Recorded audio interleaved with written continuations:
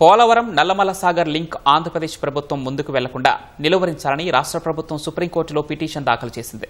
Link project పేరుతో AP చట్టవిరుద్ధంగా, రాజ్యాంగ విరుద్ధంగా వ్యవహరిస్తోందని ఆరోపించింది. గోదావరి జల వివాద ట్రైబ్యునల్ అవార్డు ప్రకారం పోలవరం ప్రాజెక్టు ద్వారా గోదావరి నుంచి కృష్ణానదికి గరిష్టంగా 80 టీఎంసీల నీటిని మాత్రమే మళ్లించే హక్కు ఉందని తెలిపింది. ఇందుకు విరుద్ధంగా ఏపీ ప్రభుత్వం ఇప్పుడు 200 టీఎంసీలు, భవిష్యత్తులో 300 టీఎంసీల వరకు నీటిని తరలించేలా ప్రణాళికలు చేస్తోందని పేర్కొన్నారు.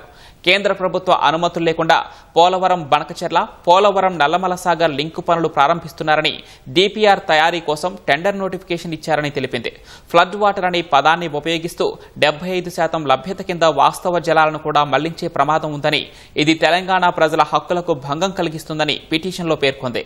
పోలవరం కుడి కాల్వ విస్తరణ చట్టవిరుద్ధమని ప్రకటించాలని, గోదావరి ట్రైబ్యునల్, విభజన చట్టం, కేంద్ర జలసంఘం మార్గదర్శకాలను పాటించేలా కేంద్ర ప్రభుత్వం ఏపీ ప్రభుత్వానికి ఆదేశాలు ఇవ్వాలని కోరింది.